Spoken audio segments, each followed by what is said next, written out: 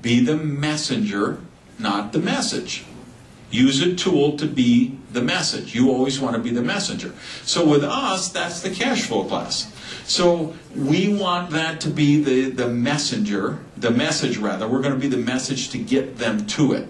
And again, like I say, it could be one-on-ones. Maybe you call it PBRs. Maybe you call it home meetings. Don't let the labels confuse you. That's really irrelevant.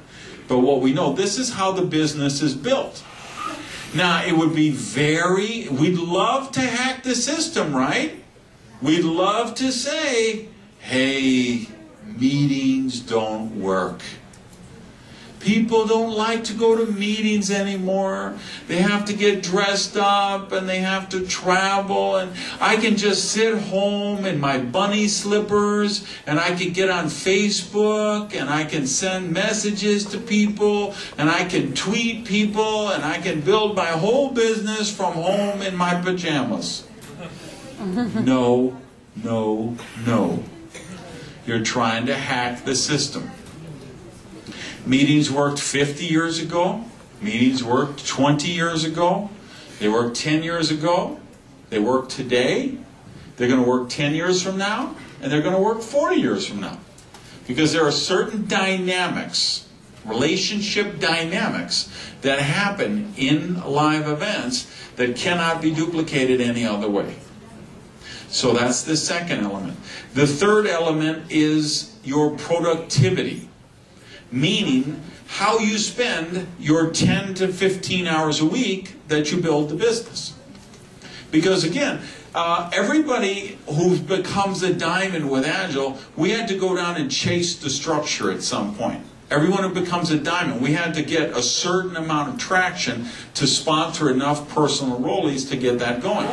We can't do that in 3 hours a week. You can't do that in 5 hours a week. A minimum is 10 hours a week. And honestly, you know, when we're talking to people today, I think the thing we should be saying is that it's 10 to 15 hours a week, and the more you can get closer to 15, it's better than 10. Because we're jaded in this room. We've been in Agile for a year, or 3 years, or 5 years. And we look around and say, wow, all these people already know about Agile. But see, we got 1,000 people on the boat who know about Agile. We have 3,000 people on the boat who don't know about Agile. And when we go out in the real world, the number is even dramatically more skewed the other way. We can go to Ljubljana, Slovenia. We can go to Netherlands. We can go to Belgium. We can go to Bangkok. We can go to Kuala Lumpur. We can go to Sydney. We can go to Chicago, Minneapolis, New York, anywhere. And we can go talk to 100 people out on the street. Find 100 people standing around at bus stops, and 98 or 99 or 100 out of 100 have never heard of Agile. So we've got to create, we can't let the fact that, you know, we're around all these Agile people and these meetings influence. That's not what the numbers are in the rest of the world. We've got to get out there and we've got to think, how do we spend our time? I would tell you the difference between diamond directors and people who are not diamond directors is how they spend their 10 to 15 hours a week. Again, now, and I won't do this, but if I asked everybody in this room, how many people really worked the business last week, 10 to 15 hours, I bet all the hands in this room would go up. Because these are the serious people with Agile. You're all here on the cruise. You're all committed. You'd all say you work the business 10 or 15 hours. But if we took the Agile reality show camera and we followed you around last week, and we said, where's those 15 hours? You would say, well, didn't you see me last night? I was on Facebook for 4 hours. I was in the chat rooms. I was sending out tweets. I was, oh, you know. No, that's not working the business. Well, didn't you see me the night before? I was on the internet for an hour. Every 5 minutes, I refreshed my back office to see if anybody sponsored anybody new. No, that's not really working the business. Didn't you see me the day before? I was calling all of my team and telling them how fired up I am. No, that's not really working the business.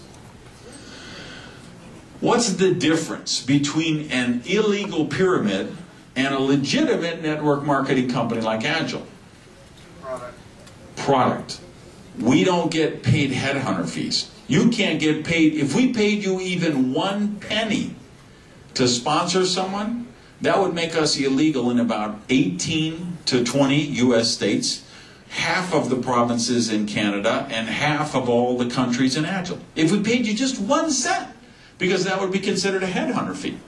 You don't ever make anything for sponsoring anybody into Agile. You don't ever make anything for training people in Agile.